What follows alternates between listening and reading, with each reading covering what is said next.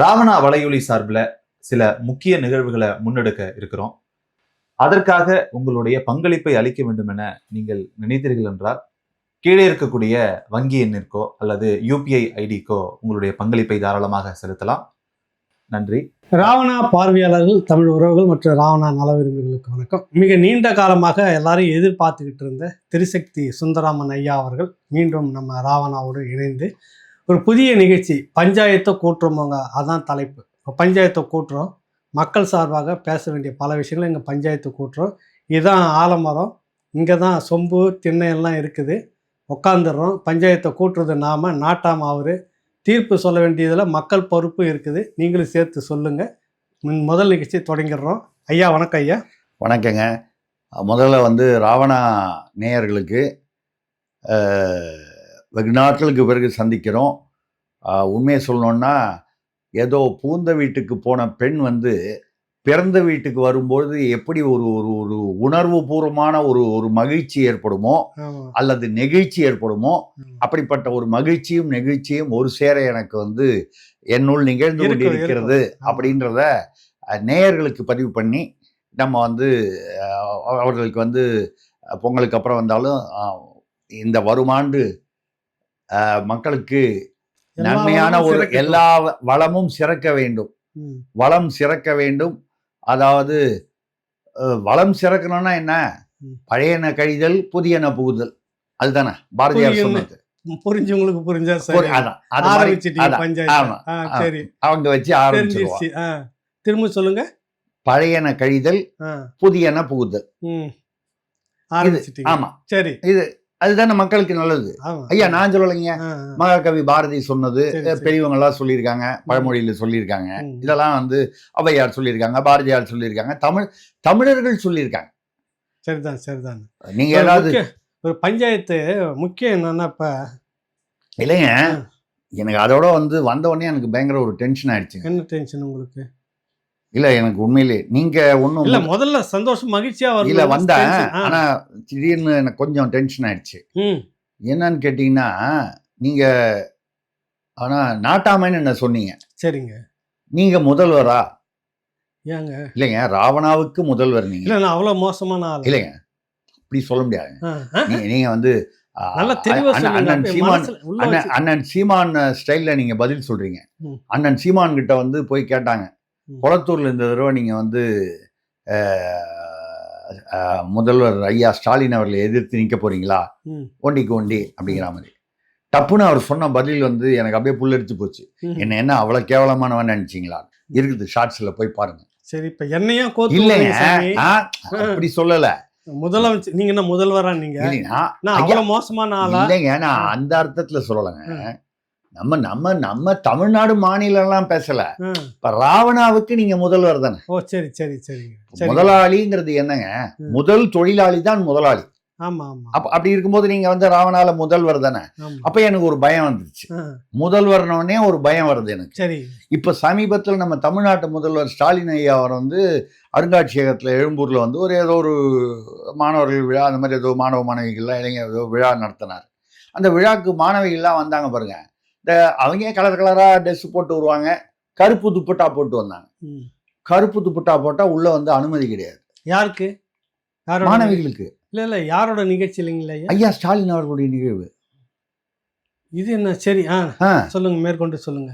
அப்போ என்ன பண்ணிட்டாங்க, கருப்பு துப்பட்டா, சில பேர் கலர் கலரா துப்பட்டா போடுவாங்க. லேடிஸ் ஜெனரலா ஒரு கலர், மல்டி கலர்ல போடுவாங்க, ஒரு கலர்ல போடுவாங்க, கருப்பு வெள்ளை, அந்த ட்ரெஸ்ஸுக்கு ஏற்ற மாதிரி போடுவாங்க. ரைட். சரி, ஊர்ல பிரச்சாரத்துக்கு போறீங்க, கருப்பு துண்டு கருப்பு சால்வை இருக்க முகத்தை மூடிக்குவீங்களா? சரி, உங்க கூட்டத்துக்கே பெரியாரே வந்துட்டாரு, ஆசைப்பட்டு எழுந்து வந்துட்டாருன்னு வச்சுக்கீங்களா? நீங்க பெரியாராவது எந்திரிச்சு வருவாரான்னு இனிமேல் இல்ல. சரி, இவங்க ஆசைப்படி வந்துட்டாரு, ஆனா வேணாம். இல்ல, ஆசிரியர் இல்லைங்க, நீங்க சொல்றது நியாயமான கேள்வி. நீங்க அந்த மாதிரி பெரியார் எந்திரிச்சு வந்துடக்கூடாதுன்னு நீங்களும் நானும் சொல்லல. அவங்க காலத்திலேயே பாத்தீங்கன்னா அண்ணாதுரையிலேருந்து ஆரம்பிச்சுதான் சமாதி கட்டினாங்க. பெரியாரை எரிச்சிட்டாங்க. சரிங்களா? சரி, வந்துடக்கூடாது. புதைச்சாதானே ஒரு கால் பொட்டியை திறந்துக்கிட்டு வெளியில வந்துட்டா. இப்ப பெரியார் வரக்கூடாது. ஏற்கனவே மானப்பங்கம் போற மாதிரி கேள்வி கேட்டவர் தான் அவரு. ஆமா, என்னடா அப்படிலாம் பண்றீங்கன்னு சொல்லிட்டு. ஆமா. இப்ப இன்னும் இருக்கிறத பார்த்துட்டு இன்னும் கூட மோசமா கேள்வி அவர் ஏற்கனவே முன்னேற்ற கழகம்லாம் அதை விற்பான் இதை விற்பான்னு அவர் எதையெல்லாமோ சொல்லியிருக்காரு. வம்பு வளர்த்திருக்காரு அவரு. அப்பவே பஞ்சாயத்து கூட்டியிருக்காரு அவரு. நம்ம இப்ப கூட்டுறோம், அவர் அப்பவே கூட்டியிருக்காரு. முதல் பஞ்சாயத்தாரு அவர்தான். அப்படி இருக்கும்போது நல்ல வேலை. ஆனால் தான் இவங்க பாருங்க, தீர்க்க தரிசனமா வந்து அந்த காலத்திலேயே வந்து அவரை புதைக்காம எரிச்சு விட்டாங்க. சரி, ரைட்டு, அது ஏதோ ஒரு வந்து என்னன்னா, இப்ப ஐயா வீரமணி வராரு, பேராசிரியர் சுபவி சொல்லும் போது கரெக்டா நம்ம மரியாதையா சொல்லணும். இப்ப நான் என்ன மரியாதை குறைச்சலா சொல்லிட்டேன் இல்லைங்க, பேராசிரியர் விட்டுறக்கூடாதுங்க. ஐயா சுபவின்றது தப்பான்னு இல்லைங்க, அதையும் சேர்க்கணும். பேராசிரியர் இல்ல, தப்பா சொல்றேன்.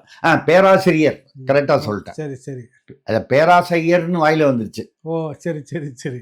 அவர் சில பேசுறதெல்லாம் பார்த்தா நமக்கு கொஞ்சம் அப்படி கொஞ்சம் வித்தியாசமா தெரியுது. அப்புறம் புலம்புறாரு, எல்லாரும் என்ன தனியா விட்டுட்டு போயிட்டீங்க, எனக்கு யாருமே சப்போர்ட் பண்ணல, எல்லாரும் கேள்வி ஊத்துறாங்க.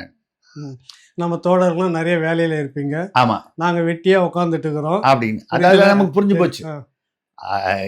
அதாவது இவ்வளவு நாளா இந்த இவ்வளவு நாளா பண்ணிருப்பாங்க இல்லைங்க. அது ஏங்க அப்போ வந்து உங்க திராவிடத்தை பத்தி தெரியாது.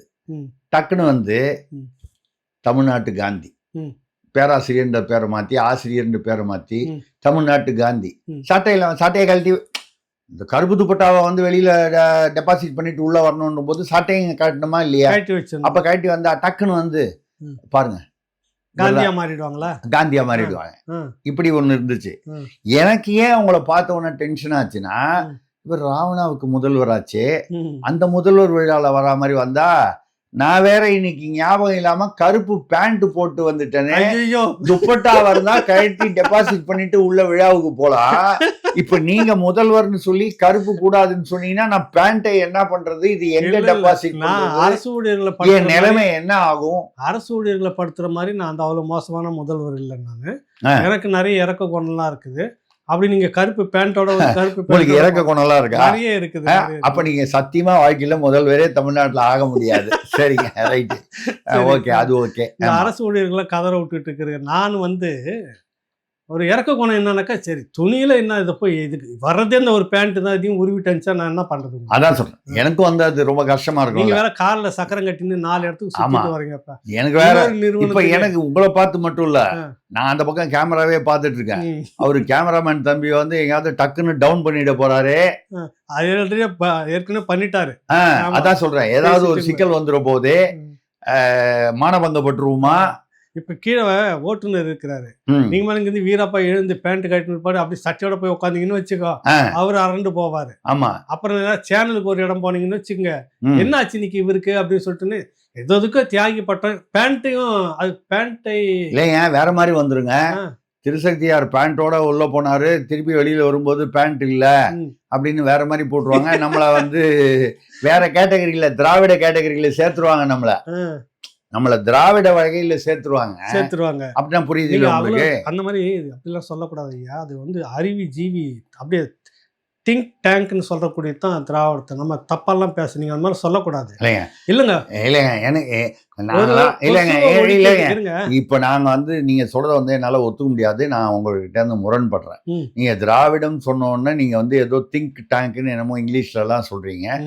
எனக்கு வந்து தெரிஞ்சதெல்லாம் திராவிடம்னு சொல்லும்போது எனக்கு தெரிஞ்ச டேங்க் செப்டிக் டேங்க் தான். நான் அதை வன்மையா கண்டிக்கிறேன் ஐயா. நான் திராவிட செப்டிக் டேங்க்னு சொல்லலையா. நீங்க திங்க் டேங்க்னு சொல்றீங்களே, தமிழ்நாட்டுல திங்க் டேங்க்னா யாருக்கு என்னங்க புரிய போகுது மக்களுக்கு? நீங்க 50-70 வருஷமா திராவிடம் நம்ம வந்து திராவிடம் இங்க ஆட்சி நடத்திக்கிட்டு இருக்கு. மாறி மாறி ஏதோ ஒரு வகையில திராவிடம்ங்கிற பேர்ல ஏதோ நடந்துகிட்டு இருக்கு. அப்போ மக்களுக்கு வந்து தெரிஞ்ச டேங்க் வந்து ட்ரைனேஜ் டேங்க் செப்டிக் டேங்க் தான். நீங்க சொல்ற திங்க் டேங்க் எங்களுக்கு புதுசு, எங்களுக்கு பழக்கம் இல்லை. இதுதான். இது பழக்கமா உங்களுக்கு? எது இந்த டேங்க், ட்ரைனேஜ் டேங்க்? நாங்க வந்து மக்கள் அப்படித்தானே வச்சிருக்கோம். நாங்க மக்களை எப்படி வச்சிருக்கோம்? எந்த மாதிரி வச்சிருக்கிறோம்? செப்டிக் டேங்க் மாதிரி தான். கொசுவை ஒழிக்கணும்னா நீங்க என்ன பண்ணுவீங்க உங்க வீட்டுல? நீங்க வீட்டுல என்ன பண்ணுவீங்க? எனக்கு தெரியும் நீங்க எங்க வரீங்கன்னு எனக்கு தெரியுது. நீங்க திராவிடம்னாலே அதுல வந்து விஞ்ஞானம் மெய்ஞானம் ரெண்டும் கலந்தது ம். அப்படிங்கிறத நீங்க புரிஞ்சுக்கிட்டாதான் ம். உங்களுக்கு திராவிடம் புரியும். சரிங்க. அது வரைக்கும் உங்களை மாதிரி ஆளுங்கள்லாம் வந்து திராவிடமே புரியாது. ஆ, சரிங்களா? சரி. அந்த விஞ்ஞானத்தை முதல்ல சொல்லுங்க. சொல்லிடுமா? அப்புறம் ஆமா. மெய்ஞானத்துக்கு போலாம். ஆமா. ஆ, ஒருத்தர் யாரோ வந்து நம்ம முன்னால இருந்த ஆட்சியில தண்ணி ஆவியாக கூடாதுன்னு சொல்லிட்டு தர்மாகோல் விட்டார். ம். அவரை வந்து அது அறிவியல் கண்டுபிடிப்பு கொண்டாடணும். அதாங்க நம்ம வந்து அவருக்கு பேரே வந்து அதனால விஞ்ஞான அமைச்சர்னு சொல்லி ஆமா ஆமா ஆமா அவருக்கு வந்து ஆமா. இப்ப அந்த விஞ்ஞானம் எல்லாம் ஒண்ணும் இல்லை. இது வந்து அதை விட வந்து மிகப்பெரிய விஞ்ஞானமா இருக்கு. ம். அதாவது கூட மெய்ஞானமும் சேர்ந்துருச்சுன்ற. ஓ. என்னன்னா திருவொற்றியூர்ல பாத்தீங்கன்னா அந்த இந்த பாதாள சாக்கடை போகுது இல்லையா, ஆமாங்க. அதுல வந்து அந்த ஒரு மூடி போட்டிருப்பாங்க. ட்ரைனேஜுக்கு வந்து க்ளோஸ் பண்ண மூடி இருக்கு. இரும்பு மூடி ஆமா. ஜன்னல் மாதிரி இருக்கும். அது போட்டிருப்பாங்க. ம். அது வழியா கொசு வருதான். ம். எப்படி? ம். அது வழியா கொசு வந்து மக்களை கடிக்குது. சரிங்க. இந்த கொசு வந்து ம். டெங்கு மலேரியாலாம் வந்துடுது. ம். டெங்கு மலேரியானோன்னா நீங்க உடனே வந்து வேற எங்கேயோ போயிடாதீங்க. ம். உயர் நீதிமன்றம் இப்ப கூட வந்து துணை முதல்வர் ஐயா அவர்களை வந்து அவர் பேசினது வந்து வெறுப்பு ஹேட் ஸ்பீச் தான், ஆமா. வெறுப்பு பேச்சு தான். ஆமா.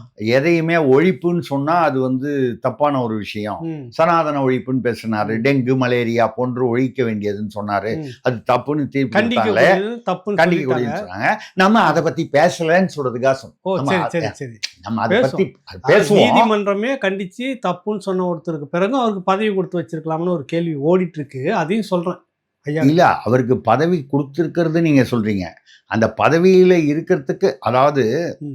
அதாவது பொதுவா நம்ம தமிழர்னா தன்மானம்னு ஒண்ணு ஒரு ஒரு ஒரு ஒரு நம்ம ஒரு அடையாளம் உண்டு தமிழர்களுக்கு ம், ம், இல்லையா? ம், தமிழர்கள்னா ஒரு தன்மானம்னு ஒண்ணு இருக்கு. ம். இப்ப இப்படி ஒரு ஒரு ஒரு நீதிமன்ற தீர்ப்பு வந்ததுக்கு அப்புறமும் எப்படி அந்த நாற்காலியில உட்கார்ந்து இருக்க முடியுது ம். சில பேரால ம். அப்படின்ற கேள்வி எழுது. ம். சரி, நம்ம அந்த இடத்துல வந்து நம்ம தமிழர் இல்லை திராவிடர்னு மாத்திக்குவோம். ம். தமிழரா இருந்தா தானே வந்து இந்த தன்மானம் இந்த அனாவசிய தேவையில்லாத பிரச்சனை எல்லாம் வருது. சரி சரி. திராவிடம்ட்டா இதுக்கெல்லாம் இந்த வெக்கமான ரோஷம் அதெல்லாம் ஒண்ணுமே நமக்கு தேவையில்லை. சரி சரி, இப்ப என்ன பண்ணாங்கன்னா அந்த அந்த அந்த பாதாள சாக்கடைக்கு மேல இந்த கொசு வலை இருக்கு பாருங்க, அதை கட் பண்ணி எடுத்துட்டு வந்து ம். அதை போட்டு அது மேல வந்து அந்த மூடியை போட்டாங்க. ம். அப்ப என்ன ஆகுதான் அந்த கீழே வலையை கொசு வலையை வச்சுட்டு அது மேல அது மூடி. மூடிடுது. அப்ப அந்த கொசு வலையை தாண்டி கொசு மேல வராதான். ம். ஏங்க அந்த கொசு வந்து எங்க அந்த உள்ள பைப்பு உள்ள போகும், ம். அது எங்க அந்த பைப்பு வந்து கனெக்ட் ஆகுதோ அங்க வெளியே வருதோ அங்க வரும்ல. ம். என்ன கொசு வந்து பறக்க தெரியாதா, அதுக்கு நகர தெரியாதா? எங்கேயோ சந்து இருந்தாலும் வரும். எங்கேயோ ஒரு இடத்துல கேப்ல வெளியில வரும். இதுல இல்ல இது முடிச்சிடுறேன். ம். இது வந்து பாத்தீங்கன்னா ம். சரி இது பண்ணிட்டாங்க. ஏன் பண்ணிட்டாங்க இது பண்ணதுன்னா ஒரு பக்கம் என்னன்னா அந்த கொசு அந்த மலேரியா அதெல்லாம் மருந்து அடிப்பாங்க. மருந்து அடிப்பாங்க. அது கொசு ஒழிப்பு தொழிலாளர்கள் இல்ல மலேரியா ஒழிப்பு தொழிலாளர், அந்த கொசு மருந்து அடிக்கிறவங்க மாநகராட்சியில இவங்க எல்லாரையும் நலம் காக்கும் ஸ்டாலின் அந்த நீங்க அங்க முகாம் இருங்க இந்த பஞ்சாயத்தை முடிச்சிடலாம். நானும் ரொம்ப நாளா அதை கேள்விப்பட்டுட்டே இருக்கிறேன். எனக்கு உங்ககிட்ட இருந்து பதில் வாங்குறது தான் பெரிய நினைச்சு நைட்டெல்லாம் நினைச்சிட்டு நலன் காக்கும் ஸ்டாலின் நலன் காக்கும் ஸ்டாலின் யாரோட நலன் ரகசியம் சொல்லுவேன். இதை வெளியில தயவு பண்ணி சொல்லிடாதீங்க. நான் யார்ட்டையுமே சொல்ல மாட்டேன். நீங்க வந்து இது ஏதோ மக்களின் தமிழ்நாட்டு மக்களின் நலன் காக்கும் ஸ்டாலின் அப்படின்னு நீங்க நினைச்சுக்கிட்டா நாங்க பொறுப்பு இல்லை. இப்ப நான் அந்த உண்மையை உங்களுக்கு உடைக்கிறதுக்கு தான் இருந்தேன். கரெக்டா அந்த பாயிண்ட புடிச்சிங்க. கொசுக்களின் நலம் காக்கும் ஸ்டாலின். ஏன் இதை சொல்றேன் நான் காரணம் இல்லாம நம்ம சொல்லலாமா? ஏதாவது சொல்லக்கூடாது. நியாயமா லாஜிக்கா சொல்றேன்.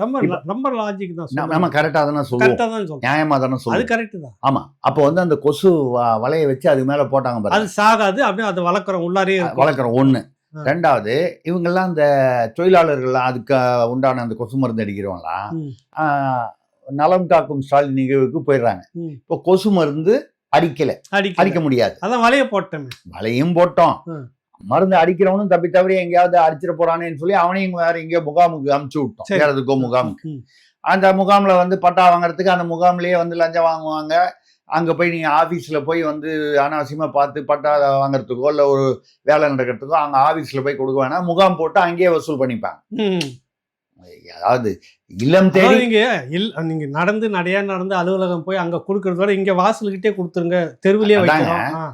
இல்லம் தேடி சாராயம், இல்லம் தேடி டாஸ்மாக் அப்படிங்கிற மாதிரி அது. இல்லம் தேடி லஞ்சம். ம். முகாம்னா என்ன வீட்டுக்கிட்ட வந்துடுது இல்ல, ம். அவ்வளவு தூரம் ஆபீஸுக்குலாம் போவேனா இல்ல. சரி. இப்ப இதெல்லாம் நடக்குது இல்லையா. ம். இப்ப என்ன செய்தி வந்திருக்குன்னா, பத்திரிகை செய்தியில ம். 9 நாள்ல கொசு முட்டை அதுல இருந்து கொசு உருவாகுதான். ம். லார்வான்னு சொல்லுவாங்க. ஆமா, கொசு முட்டையில இருந்து அது உருவாகும். முட்டையில இருந்து சரி. உருவாது. ம். அது இப்போல்லாம் இந்த கொசு மருந்து அடிக்காததுனால ம். 7 நாள்லயே ஃபாஸ்டா அந்த லார்வா கொசுவாயிடுது. ம். அப்போ கொசுக்களின் உற்பத்தியும் அதிகமாகுது, ம். வேகமாகவும் ஆகுது. ம். இப்போ நான் சொல்ற லாஜிக் நீங்க ஒத்துப்பீங்களா? கரெக்ட். கொசு மருந்து அடிக்கிறால முகாம் காமிச்சாச்சு. சரிங்க. அங்க கொசு வெளியில வர முடியாம அதை உள்ள அடைச்சு அது எங்க கேப் இருக்குதோ அங்கதான் வெளியே வருது. ம். ஆனா எப்படி வருது? ரொம்ப ஃபாஸ்டா வருது. ம். அதிகமான முன்னால இருந்ததை விட அதிகமான 100 இருந்துச்சுன்னா இப்ப 150 வருது. ம். இப்ப நலம் காக்கும் ஸ்டாலின்னா யாருடைய நலன்? கொசுக்களுடைய நலன். இப்போ உங்களுக்கு தெளிவா புரிஞ்சிருச்சு. நான் கூட வேற என்னமோ நினைச்சிட்டேன். அதான் நீங்க ஏதோ தமிழ்நாட்டு மக்களுடைய நலன் அப்படி இப்படின்னு போட்டு குழப்பிக்க கூடாது. அவ்வளவுலாம் நான் குழப்பவே இல்லைங்க சார். ம். என் வீட்டு நலனை காக்கிறதுல நீங்க அவ்வளோ தாராள மனசா எங்களுக்கு கொசுக்கெல்லாம் போய் நாங்க இதுக்கு மேல அந்த வீட்டுக்கு நலன் தேவையா? இதுக்கு மேல அந்த வீட்டுக்கு நலன் தேவையா? தமிழ்நாட்டையே அழிச்சு வாயில போட்டாச்சு. இதுக்கப்புறம் நீங்க அந்த வீட்டுக்கு என்ன நலன் மிச்சம் இருக்குது? ஏயா ஏதோ தமிழ்நாட்டு மக்களுக்கு இருக்கிறது இதுக்கு இவ்வளவு இந்த திராவிடத்துடைய அதோடைய விளைவு பாத்தீங்கன்னா எஞ்சி இருப்பது கட்டி இருக்கும் கோமணம் தான். அதையும் பறிச்சுக்கிட்டு போயிட்டீங்கன்னா என்னையா பண்றது? இதுக்கப்புறம் என்னையா வீட்டின் நலன் இருக்குது? இதுக்கப்புறம் வீட்டின் நலன் இருந்தால் எங்களுக்கு முதல்ல முக்கியமான நலன் எதுவோ அந்த கட்டி இருக்கும் கோணமும் பறிபோகும் ஒரு அவல நிலையில இருக்குது தமிழ்நாடு. இந்த இடத்துல ஒரு விஷயத்தை பொருத்தமா சொல்லிடுறேன். சொல்லுங்க. ஆந்திராவில ஒருத்தர் வீட்டுக்கு வந்திருந்தாரு. எங்க இருந்து? ஆந்திராவில இருந்து. அங்க இல்ல, உண்மையிலே நான் ரியலா சொல்றேன். எங்க வீட்டு வாசல் ஏதோ சத்தம் போட்டு இருந்தாரு. என்னன்னு போட்டா ஒரு வண்டி நிறைய கொசு வலையை சுருட்டி வச்சிருந்தாரு. மிச்சமா இருக்கு, வச்சுட்டு நான் என்ன பண்றது, ஏதாவது கொடுத்துட்டு வாங்கிக்க, ஏதாவது வாங்கிக்கன்னு பேசிட்டு இருந்தாரு என்கிட்ட. நான் வீட்டுக்கார அம்மாட்ட காசு வாங்கி கொடுக்கணும். புரியுதுல்ல உங்களுக்கு? அதனால என்ன பண்ணலாம்னா, உங்க வீட்டுக்காரம்மா அவங்க காசு வச்சிருப்பாங்க, நான் வாங்கி நீங்க அவங்ககிட்ட வாங்கி கொடுக்கல. உங்க வீட்டுக்காரம்மா வசூல் பண்ண மாட்டாங்க. இல்ல நான் கொஞ்சம் வேற எங்கேயோ. சரி, ரைட் ரைட். இல்ல ரைட். ஏன்னா நான் உங்களை ராவணாவின் முதல்வர்னு சொன்னேன்ல, அதுல ஏதோ கொஞ்சம் குழப்பம் வந்துருச்சு. ஒண்ணும் இல்ல. சரி, நீங்க என்னமோ தெரியல, வெள்ளி இருக்குல்ல, வெள்ளி அது கண்ட இடத்துல நின்னுக்கிறாயா பீரோவா? ஐயோ, கரெக்டா கண்டுபிடிச்சிங்களே. நான் என்ன இல்லைங்க, நின்னா பீரோ தானே அது. அதாங்க, நின்ன இடத்துல நின்னுக்கிறாங்க. அதான் சொன்னேன். இப்ப நம்ம பீரோ எப்படிங்க, பீரோ உட்காருமா? நின்னுட்டு தான் இருக்கும். அதனாலதான் நீங்க சொன்னோன்னே எனக்கு கரெக்டா ஞாபகம் கண்டுபிடிச்சு. இப்ப அவன் என்னன்னா, அப்போ அந்த வீட்டுக்கு சுக்கரதசை. ஆமா, சரி, ஒரு தசை இருக்கட்டும். நான் என்ன பண்ணேன், சரிப்பா நீ ஒரு 500 ரூபாய் சொல்ற, நான் 100 ரூபாய் 200 ரூபாய் தரேன். 500 ரூபான்னு பைசன்னு எனக்கு 50, உனக்கு 50. உனக்கும் தொழில் போச்சு. எனக்கு பார்த்தேன் கொஸ்டின்களை வாங்கி வீட்டை சுற்றி எங்கெங்கெல்லாம் சந்து இருக்குதோ அதெல்லாம் போட்டு நீங்கள் சொன்ன ஐடியாவில் நான் மூடிட்டேன். இப்போ அவனுக்கும் வேலை முடிஞ்சிருச்சு, எனக்கும் கமிஷன் வந்துருச்சு. புரியுது இல்லைங்களா உங்களுக்கு? நீங்க அதாவது என்ன பாருங்க, ஒரு சின்ன உதாரணம் சொல்லி திராவிடம்னா என்னன்னு புரிய வச்சுட்டீங்க பாருங்க. ஐயா சாமி, நான் அதெல்லாம் சொல்லலை, என்ன வம்பல மாட்டிட்டு போயிடாதீங்க. இல்லைங்க எனக்கு இப்போ இவ்வளவு நாள் புரியாம இருந்தது, அந்த ஞானம் வந்துருச்சு. பின்னால ஏதாவது போதி மரம் இருக்குதா? அதெல்லாம் ஒண்ணும் இல்ல, இருந்தாலும் ஞானம் வந்துருச்சு. கேளுங்க, இப்ப அவனுக்கு திருப்தி, சந்தோஷம், எனக்கு கமிஷன் அடிச்ச சந்தோஷம். வீட்டுக்காரம்மா ஏமாத்திட்டு அந்த திருப்தி எனக்கு. கரெக்டுங்களா? வீட்டுக்காரம்மான்றது மக்களோட வரி பணம். கதை புரிஞ்சா உங்களுக்கு சரிதானே? அதான் எப்படிலாம் நாங்க திட்டம் போட்டு யோசிக்கிற மாதிரி இந்த காசை கரியாக்குறதுக்கு, சுருட்டுறதுக்கு, எலெக்ஷனுக்கு கிட்ட ஒரே ஒண்ணு எனக்கு ஒண்ணு ஆசையா இருக்கு. சரி, சொல்லாமா? சொல்லுங்க. தாராளமா. சின்ன ஆசை, சின்ன ஆசை. சொல்லுங்க.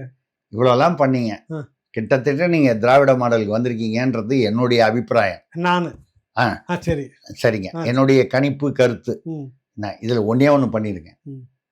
இவ்வளோலாம் பண்ணீங்கல்ல, வீட்டுக்கார அம்மா கிட்டேருந்து ஏதோ ஏமாத்தி பிடுங்கி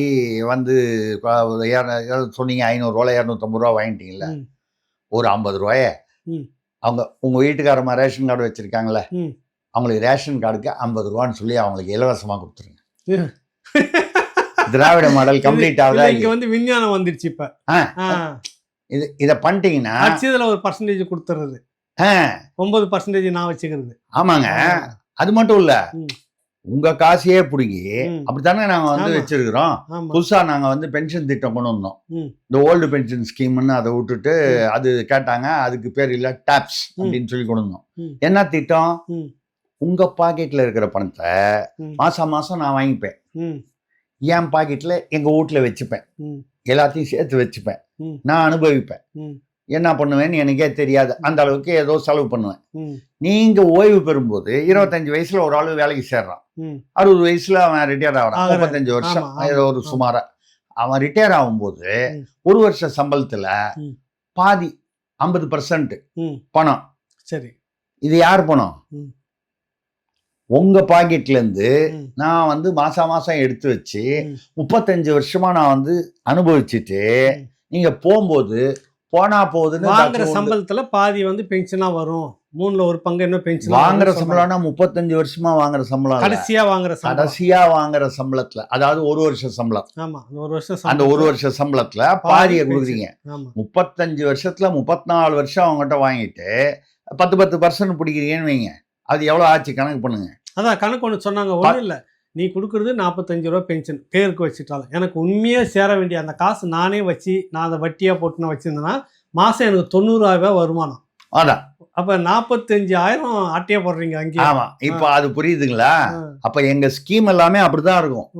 உங்கள் காசை வச்சு உங்கள் காசை பிடிங்கிட்டு நாங்கள் உங்களுக்கு வந்து ஏதாவது ஒன்று வந்து இலவசமாக கொடுப்போம். அதுக்கப்புறம் நீங்கள் வந்து இது இலவசம் அப்படின்னு சொல்லி வந்து அதான் நீங்க அரிசி எடுத்து ஓசி, அப்புறம் வந்து நீங்க வந்து ஓசி பஸ் அப்படின்னு சொல்லி உங்களுக்கு சொல்லுவோம். இதுல இன்னொன்னு புதுசா ஒன்று சொல்லணும். நீங்க வந்து நம்ம வந்து எல்லாமே திராவிடத்தின் ஒரு பக்கத்தை மட்டும் பார்க்க கூடாது, இன்னொரு பக்கம் இருக்கு, ஒரு பக்கம் இருக்கு.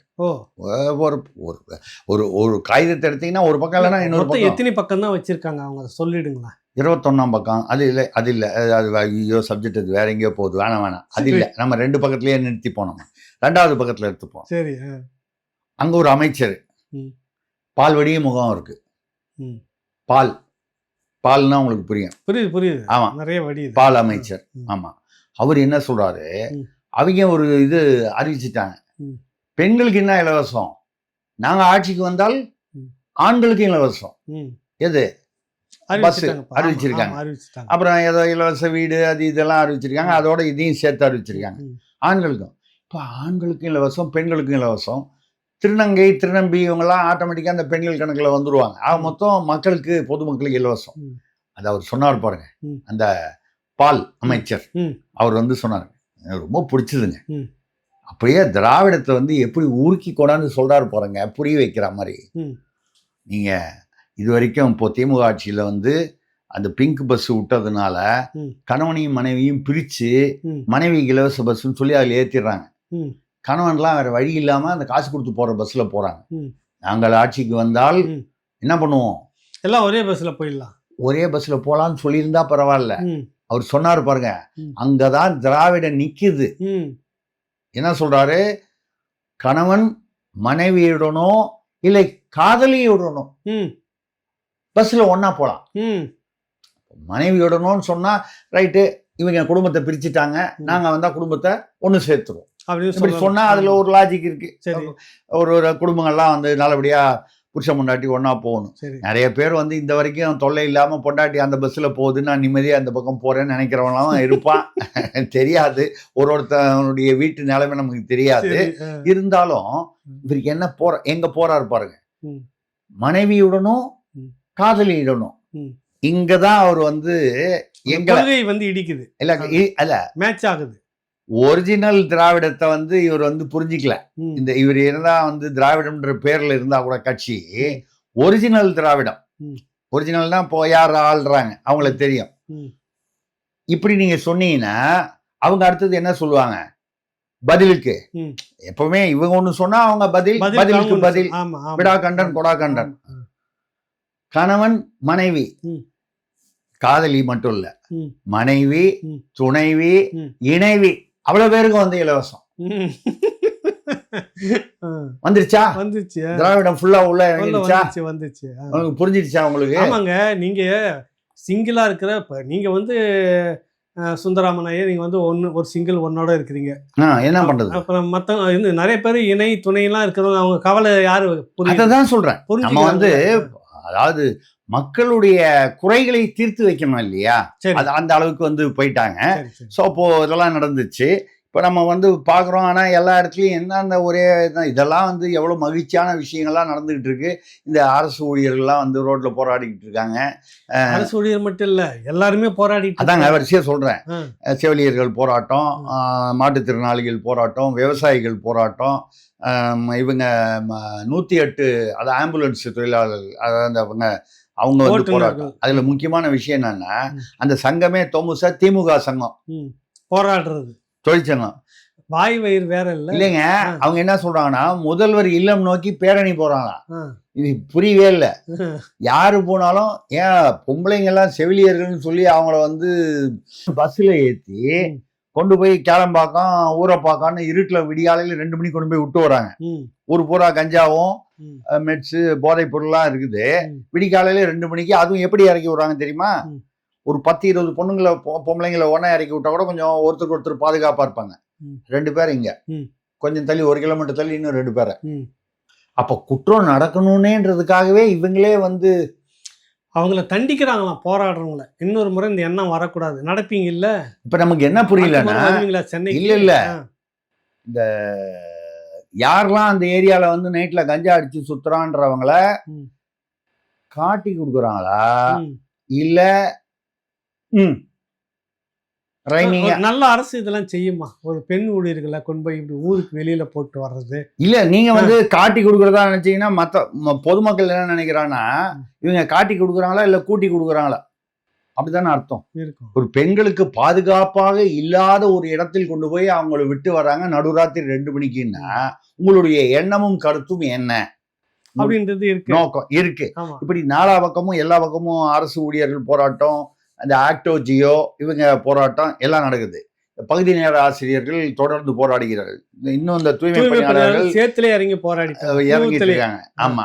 அப்புறம் இந்த ஆசிரியர்கள் ஒரு கூட்டம் ஏதோ ஒரு அவங்க வந்து 27வது நாளாக தொடர்ந்து போராட்டம், இடைநிலை ஆசிரியர்கள். அதுலதான் ஒருத்தர் வந்து 6 நாளா மண்டபத்துல அடக்கி வச்சு அடைச்சு வச்சு ஒருத்தர் கண்ணன் ஒருத்தர் தற்கொலை பண்ணிக்கிட்டாரு. இதெல்லாம் வந்து நடந்ததுங்களா? இப்ப வந்து என்ன பிரச்சனைன்னா, காவல்துறைக்கு இவங்களெல்லாம் பிடிச்சி பஸ்ல போட்டு இருட்டுல கொண்டு போய் இறக்கி விடுற பிரச்சனை மட்டும் இல்ல. இப்ப இந்த மண்டபத்துல 6 நாள் அடைச்சு வச்சதுனால என்னாச்சு? ஒரு ஆள் தற்கொலை பண்ணிக்கிட்டாரு. இப்ப என்ன அப்போ காலையில அடைச்சு வச்சு சாயந்தரம் விட்டுறணும். இல்லைன்னா தற்கொலை பண்ணிட்டான்னா ஆக்சுவலா அந்த தற்கொலை பண்ணது என்ன வரும்? Custodial death. ஆமா. ஏன்னு கேட்டா கஸ்டடியில் தான். நீங்க போலீஸ் ஸ்டேஷன்ல வைக்கிறதுக்கு பதிலா அங்க இடம் இல்ல சொல்லி திருமண மண்டபத்துல அடைச்சு வச்சிருக்கீங்க. அதுவும் கஸ்டடி தானே, அது கஸ்டோடியல் டெத். ஆக்சுவலா இவ்வளவு நேரம் வந்து என்ன பண்ணிருக்கணும்? முதல்வரோ துணை முதல்வர் ஏன்னு கேட்டா அவர் தான் காவல்துறை வச்சிருக்காரு. அந்த கண்ணன்ற ஆசிரியர் இறந்து போனார் பாருங்க, கண்ணனுடைய யாருன்னு, அவருடைய இதுக்கு வந்து மேஜிஸ்ட்ரேட் என்கொயரி வைக்கணும். கஸ்டோடியல் டெத் வச்சிருக்கணும். நாங்க அது வைக்க மாட்டோம். அதுக்கு வேற விதமா மடைமாற்றம் பண்ணுவோம். எதிர்கட்சி நடந்திருக்கிறப்பனா நேரா வண்டி எடுத்து நாங்க போய் அந்த வீட்டுல உட்காந்து அழுது அது வேற வச்சு அது வேற வாய். ஓ அப்படின்னா புரியல உங்களுக்கு? அது வேற வாயினா இது என்ன வாயின்னு உங்களுக்கு புரியும். நம்ம சொல்ல வேண்டியது இல்லை, உங்களுக்கு புரியுது இல்ல? எதிர்கட்சி இருக்கிறப்ப மட்டும் வண்டி எடுத்து தடையை மீறி போய் பார்த்து அவங்க கூட நாங்கள் உங்களுக்கு தோல் கொடுப்போம், அதெல்லாம் வந்து சொல்லுவீங்க, கை கொடுப்போம், எல்லாம் கொடுப்போம்னு சொல்லிட்டு வர்றது, எல்லாரையும் சேர்த்துட்டு அலப்பறை பண்றது, கமுக்கமா முடிச்சிடுறது. இதெல்லாம் பண்ணீங்களா? ரைட்டு. இப்ப காவல்துறைக்கு மத்த எவ்வளவோ தலைவலியை தாண்டி புது தலைவலி என்னன்னா வித்தியாசமான தலைவலி. இந்த காலையிலேருந்து சாயந்தரம் வரைக்கும் இல்லை ராத்திரி வரைக்கும் அடைச்சிட்டு அப்புறம் வெளியே விடணும் பாருங்க. இவங்களுக்கெல்லாம் டீ காபி சாப்பாடு வாங்கி கொடுக்கணும். காவல்துறையில மேலதிகாரியை கேட்டா நம்மகிட்ட என்கிட்ட காசெல்லாம் கேட்காது, அதெல்லாம் நீதான் பார்த்து ஸ்டேஷன் ஏரியா பொறுப்பு பார்த்துக்கணும்ன்றான். அவன்லாம் போய் அங்க உள்ள கடை ஐயா அம்மா அவங்களுக்கெல்லாம் சாப்பாடு போடணுங்க. யாரு? காவல்துறை, அந்த ஏரியா இன்ஸ்பெக்டர். அந்த ஏரியா இன்ஸ்பெக்டர் யாரு? எஸ்ஐயோ இன்ஸ்பெக்டரோ யாரோ, ஏசி இருக்காரு, அதிகாரிகள் இல்ல. அவங்க போய் கேட்கறதுக்கு வெக்கமா இருந்ததுன்னா கான்ஸ்டபிள் அனுப்புவாங்க. அதாவது அவங்களுக்கு வெக்கமா இருக்கும், இதுக்கு மட்டும் ஆமா. இதுக்கு மட்டும் ஆமா. வெக்கமா இருக்கும், இதுக்கு மட்டும் வெக்கமா இருக்கும். வேற விஷயங்களுக்கெல்லாம் வெக்கமா இருக்காது, அது வேற விஷயம். பட் இதுக்கு வந்து அவங்கள அனுப்புவாங்க. அப்ப காவல்துறை வந்து ஐயா அம்மா அப்படின்னு கையேந்த விட்டாங்க பாருங்க. கையேந்தி சாப்பாடு போடுறாங்க அரசு ஊழியருக்கு. கையேந்தி வாங்கி அதை வச்சு அவனுக்கு சாப்பாடு போடணும். யாரு? போராட்டம் பண்றவனுக்கு. என்ன ஒரு நிர்வாக திறமை பாத்தீங்களா? கேளுங்க, எங்க நிர்வாக திறமை இன்னும் இப்ப காவலர்கள் இருக்காங்களே, நீங்க சொல்ற மாதிரி பாடிகாத்த முனீஸ்வரன் கோயில்ல போனாக்கா டெய்லியும் வந்து கல்பனை ஏத்தின்னு போயிட்டு இருக்கிறாங்க. என்னன்னு கேட்டீங்கன்னா, லிமிட்டுக்குள்ள எந்த மண்டபமும் இருந்துடக்கூடாது சாமி, ஒழிச்சிருங்க நீங்க. மண்டபம் தொல்லை எங்களால் தாங்கலை, கொண்டு வந்து அடைச்சிடுறாங்க. நாங்க மல்லு கட்டி சோத்தை வாங்கி கொடுக்கணும், டீ வாங்கி கொடுக்கணும், வேண்டிக்கிறாங்க. அது பரவாயில்ல. நேற்று ஒரு காவலர் வந்து செக்ரட்டேரியட்டுக்கு கோட்டைக்கு வந்திருக்காரு. என்னன்னா அவருடைய பொண்ணுக்கு வந்து ஏதோ காஞ்சிபுரம் மாவட்டத்தில் ஏதோ ஒரு ஆஸ்பத்திரியில் வச்சு அரசு இதில் வந்து வேற ஏதோ தப்பான ட்ரீட்மெண்ட் கொடுத்து காலையே வெட்டி எடுக்கிற மாதிரி ஆயிடுச்சு. அவர் வந்து எங்கெல்லாமும் போராடி கிராடி பார்த்து எல்லா மனுவெல்லாம் போட்டு அழுத்து போய் லாஸ் ஆஃப் பேல லீவ் போட்டு அங்கே அலைஞ்சு அங்கே கம்ப்ளைண்ட் கொடுத்து இங்கே கம்ப்ளைண்ட் கொடுத்து அந்த டாக்டரை கைது பண்ணணும், அவரை பண்ணணும். அந்த பொண்ணுடைய குழந்தையுடைய வாழ்க்கை, சிறுமி வாழ்க்கையே போயிடுச்சு. அதனால இவங்க குடும்பத்துடைய நிம்மதி போயிடுச்சுன்னு சொல்றாரு. அவர் செக்ரட்டேரியட்ல உள்ள போய் நான் முதல்வரை பார்த்து மனு கொடுக்கணுன்றாங்க. அவர் யார? காவல்துறையை சேர்ந்த ஒரு காவலரை ஏதோ ஒரு இதுல அவரை மடக்கி அங்க உள்ள கோட்டையில செக்ரட்டேரியட்ல உள்ள காவல்துறை அவரை மடக்கி அவரை கைது பண்ற நிலைமைக்கு போறாங்க. உள்ள போக கூடாது, மனு எல்லாம் கொடுக்க கூடாது. அவரு புலம்புறாரு, இது என்ன ஆட்சி? நான் அங்க போவேன், நான் வந்து தற்கொலை எல்லாம் பண்ணிக்க மாட்டேன், நான் வந்து இது வந்து சும்மா இருக்க மாட்டேன், நான் அங்க போவேன். மனித உரிமை என்ன செய்யுது, இது என்ன செய்யுது, அது என்ன மனித உரிமை என்ன செய்யுதுன்னு அவருக்கு தெரியல போல. தெரியல. அது வந்து அவரு புலம்பலா புலம்பிட்டு இருக்காரு. அநேகமா இந்நேரத்துக்கு அவரை வந்து இடைநீக்கம் பண்ணியிருப்பாங்க.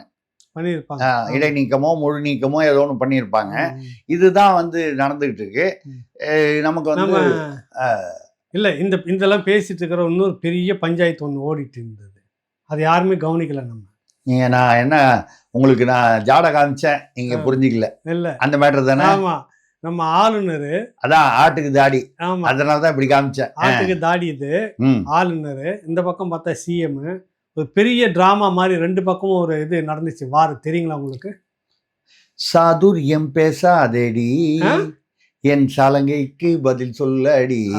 வஞ்சிக்கோட்டை வாலிபன்ல அந்த காலத்துல ஜெமினி நேசன் படம். இந்த பக்கம் பத்மினி, அந்த பக்கம் வைஜெயந்திமாலா. சாதுரியம் பேசாதேடி என் சலங்கைக்கு பதில் சொல்லு அப்படின்னு ரெண்டு பேரும் பத்மினியும் வைஜெயந்திமாலாவும் ஆடுவாங்க. போட்டி சரி, நடன போட்டி. நடுவுல அவரு வீரப்பா, சபாஷ், சரியான போட்டி. வருதா? கிட்டத்தட்ட நீங்க இப்போ உடனே நீங்க கேட்க கூடாது, சபாநாயகர் தான் வந்து அந்த சபாஷ் சரியான போட்டின்னு சொல்லி பார்த்து ரசிச்சவரா வீரப்பாவான்லாம் எனக்கு கேட்க கூடாது. எனக்கு தெரியாது. அவர் அதுக்கெல்லாம் இல்ல, அவர் வந்து ஒன் சைடு, அவர் அதுக்கெல்லாம் சரிப்பட மாட்டாரா? அங்க வந்து ரெண்டுமே பார்த்து ரசிச்சு சபாஷ்ன்றாரு. ஆமா, இவர் அப்படி இல்ல, இவர் ஒன் சைடு தானே. அவர் ஒன் சைடு. இது வீரப்பா தானே. ஆமா, வீரப்பா. அது எப்படி? அவர் வீரப்பா நியாயமான வீரப்பா. ஆமா, அவர் வந்து நேர்மையான வீரப்பா. நேர்மைன்னா அந்த கருத்து நேர்மை உள்ள வீரப்பா. இது சரி, வேண்டாம், விட்டுருங்க. அப்போ வந்து என்னன்னு கேட்டா, அவர் வந்து படிக்கிறாரு. இல்ல அதுல வந்து சொல்லுங்க. இப்ப சட்டமன்ற கூட்டத்தோட தொடங்கிடுச்சு. ஆளுநர் உரைன்னு ஒரு சம்பிரதாயம் இருக்குது. ஆமா, அரசு எழுதி கொடுப்பதை வாசிக்க வேண்டும். வாசிக்கிறப்ப அவர் வந்துட்டு அதெல்லாம் வாசிக்க முடியாது, இதுதான் வாசிக்கணும்னு அல்ல வேற ஒரு விஷயத்த சொல்லி, எனக்கு தேசிய இதெல்லாம் மரியாதை வந்து இசைக்கலை, எனக்கு அதெல்லாம் செய்யலைன்னு சொல்லிட்டு பேசும்போது மைக் ஆஃப் பண்றீங்க, வெளிநடப்பு பண்ணிட்டு அவர் போறாரு. அவர் போன உடனே நீங்க எழுதி கொடுத்ததெல்லாம் வாசிக்க முடியாதுன்ட்டு தானே போனாரு. இவரே வாசிச்சிடறாரு. அதுல கூட சொல்றாரு, தீர்மானம் நிறைவேற்றி நாங்கள் இந்த ஆளுநர் பதவியை எடுத்து விடுவோம். ஆளுநர் வந்து உரை தான் வந்து சட்டசபை தொடக்கன்ற அந்த சம்பிரதாயத்தை எடுத்துருவோம் சொல்றாரு. தீர்மானம் இந்த நீட் தேர்வுக்கு ஒரு தீர்மானம் உச்ச நீதிமன்றம் முடிவு பண்ணதுக்கு அப்புறம் ஒரு தீர்மானம் போட்டோம் நாங்க. ஞாபகம் இருக்குங்களா? நல்லாவே ஞாபகம். ஆமா, அதுக்கப்புறம் ஓட்டு வாங்கி உட்காந்துட்டு. ஆமா, அதுக்கப்புறம் வந்து கச்சத்தீவை வந்து மீட்போம்னு ஒரு தீர்மானம் போட்டோம். நாங்க தான் வந்து காட்டி கொடுத்தோம், கூட்டியும் கொடுத்தோம். அப்போ உள்ள காங்கிரஸை வச்சுக்கிட்டு இலங்கைக்காரனுக்கு காட்டியும் கொடுத்தோம், கூட்டியும் கொடுத்தோம். இதை நான் சொல்லலை, கேவல் சிங்னு வந்து அப்போ வந்து வெளியுறவுத்துறை காங்கிரஸ்ல இருந்து இப்ப கூட்டணியில இருக்காங்க. அந்த காங்கிரஸ் வந்து இப்ப இவங்க திமுக கூட்டணி இருக்கிற அந்த காங்கிரஸ் சொல்றீங்க. அந்த காங்கிரஸ் அந்த காங்கிரஸ் இல்ல அந்த காங்கிரஸ் தான் இது. இந்த அதுதான் இதுதான் அது. சரிங்க. சரிங்களா? அவர் வந்து அவருடைய அறிக்கையில எழுதியிருக்காரு. அது வந்து ஆவணங்கள்ல இருக்கு. நான் வந்து கேட்டேன், கச்சத்தீவு இலங்கைக்கு கொடுக்க வேண்டிய சில அரசியல் அழுத்தங்கள் எங்களுக்கு இருக்குன்னு சொல்லி ஏற்கனவே 6 மாசத்துக்கு முன்னால தமிழக முதல்வர் கருணாநிதி ஐயா அவர்கள் இருக்கும்பொழுது அவருக்கு வந்து தபால் போட்டோம். அப்புறம் 6 மாசமா வந்து அதுக்கு ஒன்றும் இல்லைன்னா அப்புறம் ஒரு குழு வந்து அவர் தலைமையில் ஒரு குழு வந்து ஐயா நாங்கள் அடுத்த மாதம் ஏதோ ஒரு தேதியில நாங்கள் அதை ஒப்பந்தம் கைத்து கொடுக்குறோம், எங்களுக்கு இந்த நிர்பந்தங்கள் இருக்கு, ஏதோ அது இலங்கையோட இருக்கக்கூடிய சில பிரச்சனைகள்ல இதை நாங்கள் கொடுத்தா எங்களுக்கு வேற ஏதோ ஒன்று விட்டு ஏதோ ஒரு சொல்லுவாங்க கொடுக்கல் வாங்கல் இதை மாதிரி அரசியல் ரீதியாக அப்படின்னு சொன்னபோது ஐயா கருணாநிதி வந்து அதெல்லாம் பண்ணீங்க, இந்த கச்சத்தீவு தானே கொடுத்துருங்க, அதை பத்தி எங்களுக்கு ஒன்றும் ஆட்சேபம் இல்லை, ஆனா ஒரே ஒரு விண்ணப்பம் என்ன, நாங்க வந்து இதை கச்சத்தீவை கொடுக்க கூடாது அப்படின்னு சொல்லி சும்மா வாங்கி நாங்க வந்து ஒரு போராட்டம் அறிக்கை போராட்டம் பண்ணுவோம், அதை நீங்க கண்டுக்க கூடாது, நாங்க போராட்டம் பண்ண நீங்க அறிவிப்பு வந்து நாளைக்கு போய் நீங்க பாட்டில் போயிட்டு பிரதமர்கிட்ட சொல்லி அப்ப யாரு பிரதமர்கிட்ட சொல்லி இந்திரா காந்தி அவர்கள் கொடுத்துடக்கூடாது, 1 மாசம் டைம் கொடுங்க, ஒரு 4 போராட்டம் பண்ணணும்னு மக்கள் பார்க்கும்போது 4 போராட்டம் பண்ணணும்ல, நல்லா இருக்கும்ல, அதுக்கப்புறம் நீங்க கொடுங்க, நாங்க உடனே அவரு என்ன சொன்னார், சரி போராட்டம் நீங்க சொல்றது புரியுது, அரசியல் புரிஞ்சுக்கிறேன், ஆனா ரொம்ப பெருசா போராடாதீங்க, கொஞ்சம் பார்த்து அடக்கி எங்களை மீறி எப்படி பெருசு நடந்துரும், ஆமா அதெல்லாம் நான் பாத்துக்கிறேன், 2009 நாங்க சும்மா அப்படி போராடுற மாதிரி பில்டப் தான் கொடுப்போம், அப்பெல்லாம் வந்து போராடிலாம் மாட்டோம், இந்த இந்திய எதிர்ப்பு மாதிரிதான். ஐயா அது கூட இல்லை ஐயா, இந்த 2009 இனப்படுகொலை நடந்த ஈழ மண்ணில் நானும் போராடுறேன்னு போய் பீச்சில் படுத்துருந்தாரு, இப்போதான் தெரியுது இதுக்கு முன்னாடியே நடந்துருக்குது இந்த மாதிரி செட்டப்னு. ஆமா பாருங்க, பீச்சினோன்னு உங்களுக்கு செட்டப் தான் ஞாபகம் வருது. இல்லங்க நான் சொல்றேன் இல்லைங்க, நான் சொல்ற செட்டப் பண்றது பீச்ல இல்லைங்க, ஒரு படுக்கையை போட்டு இந்த பக்கம் ஒரு கூலரு அந்த பக்கம் ஒரு கூலர், இல்ல நான் சொல்ற செட்டப்பே வேற. ஓ அப்படி செட்டப் வேற வேற, அது சரி. அதனால வந்து பாத்தீங்கன்னா இது இப்படின்னு சொல்லி போயிட்டு அதுக்கப்புறம் 1 மாசம் பொறுத்து ஏதோ தோராயமா 1 மாசம் பொறுத்து அவங்க கச்சத்தீவை வந்து கொடுத்துட்டாங்க. இன்னைக்கு வந்து கச்சத்தீவு மீட்போம் கொடுத்ததே கூட இருந்து காட்டி கொடுத்தது கூட்டி கொடுத்தது நம்ம தான். அதுக்கப்புறம் வந்து நாங்க மீட்போம் சொல்லி ஒரு தீர்மானம், இந்த மாதிரி நிறைய பாத்தீங்கன்னா இந்த மறுவரைக்கு ஒரு தீர்மானம், அது என்னமோ 2034 ஓடுதலாம். இன்னைக்கு சோத்துக்கு வழி இல்லாம இருக்கான், அவனுக்கு வந்து பணி நிரந்தரம் கேட்டு போராட்டம் பண்றான், அதுக்கு ஒன்றும் வழியா காணும். என்னைக்கோ வரப்போற ஒரு மறுவரைக்கு அது போராட்டம் பண்ணுங்க, அது வரும்போது போராட்டம் பண்ணுங்க, இன்னைக்கே இது தீர்மானம். இந்த சட்டமன்ற தீர்மானம்ன்றத போல ஒரு ஏமாற்று மோசடி வந்து வேற ஒண்ணும் கிடையாது. ஏன்னா எதுக்கெல்லாம் போடுவாங்கன்னா இவங்களுக்கு எதுக்கெல்லாம் அதிகாரம் இல்லையோ அதுக்கெல்லாம் சட்டமன்ற தீர்மானம் முடியாதுன்றதுக்கு தீர்மானம் போட்டாங்க. ஆமா, உச்ச நீதிமன்ற ஆளுநருக்கு வந்துட்டு அவரு தேவையில்லை, ஆளுநர் இல்லாம ஒரே வாசிக்கலாம் தொடங்கலாம் அப்படின்ற தீர்மானம் நிறைவேற்றுறாங்களா? என்ன ஆகும் அடுத்தது இந்த தீர்மானமா? அதை நீங்க தண்ணி இல்லாதவங்க அதை வாங்கி அந்த தீர்மானத்தை வந்து நீங்க வேற விதமா பயன்படுத்தலாம். எங்கேயாவது உங்க வீட்டுல டாய்லெட்ல தண்ணி வரலன்னா நீங்க வித்தியாசமா பயன்படுத்தலாம். ஐயா அண்ணாதுரை அவர்கள் இருக்கும்போது நாட்டுக்கு ஆட்டுக்கு தாடிய நாட்டுக்கு ஆளுநர் எதுக்கு அப்படின்னு கேட்டாரு. சரிங்க, 1999 2004 இப்போ உள்ள அதே பிஜேபி வாஜ்பாய் தலைமையில அவங்க கூட கூட்டணியில இருந்தீங்க. அப்புறம் வந்து 2004 இருந்து 2014 வரைக்கும் பின்னால யூபிஏல மன்மோகன் சிங் தலைமையில 10 வருஷம் நீங்க கூட்டணி இருந்திருக்கீங்க. மத்திய அரசுல நேரடியாகவே இருந்திருக்கிறீர்கள். அப்பெல்லாம் இந்த தாடிய எடுத்திருக்கலாமே, தாடிய வளர்த்து விட்டதே நீங்க தானே. அங்க சட்டசபையில வந்து எதிர்கட்சியா இருக்கும் போது சட்டையை கீச்சிட்டாங்கன்னு சொல்லி வெளியில வந்து என்ன பண்ணீங்க, வித்யாசாகர் ராவ்னு ஒரு ஆளுநர் இருந்தாரு, நேரா அவர்கிட்ட போனீங்க. ஏன்னா இல்லைங்க, பர்னாலா வேணும்னு நாங்க கேட்டோம் தெரியுமா சென்ட்ரல்ல. இல்லைங்க, பர்னாலாவே எங்களுக்கு வேணும் திருப்பி. இல்ல அப்ப பர்னாலா வேணும்னு கேட்டோம். அது இந்த பிஜேபி கவர்மெண்ட் தப்பா புரிஞ்சுக்கிட்டு இந்த திமுக அரசுக்கு ஒரு பர்னால் மாதிரி ஒரு ஆளுநரை போட்டு விட்டுடுச்சு. பர்னாலாவுக்கு பதிலா பர்னால் அனுப்பிச்சு விட்டுடுச்சு. பத்திட்டு எரிஞ்சிட்டே இருக்குது. அது அங்கங்க எங்க எரியணுமோ அங்க எரியுது. சரி, எரிய வேண்டாத இடத்துல எரியுது. சரி, இப்ப இவர் ஒரு வந்து அறிக்கை இல்ல இல்ல வாசிச்சாரு. இது லோக்சபா ராஜ்யசபா இது ரெண்டும் சேர்ந்து அதுல 3/2 பகுதி முடிவு பண்ணி ம். இந்த சட்டத்தை ஆளுநர் வேண்டாம்னாலோ இல்ல வந்து ஆளுநர் உரை தேவையில்லை சட்டமன்ற தொடக்கத்துக்கு அப்படின்னு சொன்னி பண்ணணும்னா இதெல்லாம் பண்ணி 15 வருஷம் ஜனாதிபதி அவங்க சென்ட்ரல்ல இருந்தப்ப வாஜ்பாய் பீரியட்ல 5 வருஷம் பண்ணல. அப்பெல்லாம் வேற எதோ கேட்டு இருந்தாங்களே, என்ன கேட்டுட்டு இருந்தாங்க? எது வேற என்ன கேட்டுட்டு இருந்தாங்களா அப்ப அவங்க கிட்ட? என்ன ஆளு இந்த பக்கம் கப்பலை கேட்டு இருந்தாங்க. வங்கக்கடல்ல ஓடுறது முழுக்க அந்த கப்பல் தான். ஆமா இந்த பக்கம் வந்து 2Gன்னு ஒண்ணு வந்துச்சு. 1,72,000 கோடிங்களா? 1,76,000 கோடி. அப்பதான் நான் வந்து இவ்வளவு சைபர் இருக்குது நாட்டுலன்னே தெரிஞ்சுக்கிட்டேன். எண்ணி முடிச்சிட்டீங்களா? ஆ? சத்தியமா எனக்கு இன்ன வரைக்கும் அந்த சைபர் எண்ணிக்கையே வரல. ஆ? இன்னைக்கு வரைக்கும் வரல. நீங்க தான் எண்ணி முடிச்சிட்டு இருக்கீங்க. இல்ல இல்ல ஆ. அப்பதான் இவ்வளவு சைபர் இருக்குது நாட்டுலன்னு தெரிஞ்சது. தெரிஞ்சுது. எதெல்லாம் சைபர்னு எனக்கு அதை கரெக்டா சாத்தியமாக்கணும். அப்புறம் என்னென்ன வேணுமோ வசதி வாய்ப்புகளை சாத்தியமாக்கணும். இதெல்லாம் பரவாயில்ல. இந்த கவர்னர் வேணான்றது ஏன் சாத்தியமாக்க முடியல? இதெல்லாம் பரவாயில்ல. ம். எதிர்கட்சி அதாவது இப்போ அதிமுக எதிர்கட்சி சரிங்க. அவங்க ஆட்சியில் இருந்தாங்க. ஜெயலலிதா அம்மா இருந்தாங்க. அதுக்கப்புறம் எடப்பாடி அவர்கள் தொடர்ந்தார்கள். ம். ரைட்டு. ம். அந்த பீரியட்ல ம். நீங்க வந்து ஆளுநர் வந்து இந்த உரையை வந்து எழுதி கொடுத்ததை வந்து ம். அவர் வந்து அப்ப இருந்த ஆளுநர் யாரோ ஒருத்தர் ஜெயலலிதா அவர்கள் இருந்தபோது யாரோ ஒரு ஆளுநர் அந்த அம்மா இருக்கும்போது ஏதோ ஒரு ஒரு ஒரு கட்டத்தில் வந்து சென்னாரெட்டின்னு ஒருத்தர் இருந்தார். அந்த அம்மாவுக்கும் சென்னாரெட்டிக்கும் ஒத்து வரல. கொஞ்சம் அந்த அம்மா என்னமோ வந்து அவர் சென்னாரெட்டி ஏதோ வம்பு பண்ணாரு அப்படின்லாம் வந்து ஒரு கம்ப்ளைண்ட் ரோட்ல வச்சு ரவுண்ட் அப் பண்ணிட்டாங்க. ஆமா வெயில்ல 1 மணி நேரத்துக்கு மேல ஆமா காத்து புகார்லாம் கொடுத்தாங்க. அது ஒத்துக்கல, ஒத்து வரல அவங்களுக்குள்ள வழக்கம் போல அந்த மாதிரி இப்ப இருக்கா மாதிரி அப்பவும் ஒத்து வரல. அப்போ வந்து திமுக என்ன பேசுச்சுன்னா ஐயா பெரியவர் இருந்தார். ம். பேனா செலவு வைக்க போறோமே அவர் இருந்தாரு. அவரு என்ன சொல்றாரு, ம். அது என்ன வந்து அவங்க ஆளுநர் வந்து ஒரு உரை வந்து அவங்க எழுதி கொடுத்தா ஆளுநர் அதையே தான் படிக்கணும்னு என்ன அவசியம் இருக்குது? ம். அன்னைக்கு திமுக தலைமை கேட்ட கேள்வி. ம். எப்போ ஜெயலலிதா வந்து ஆட்சியில் இருக்கும்போது ஆமா, ஆமா. அது ஆளுநர் ரொம்ப நல்லவர்னு இல்ல, அது மட்டும் இல்ல.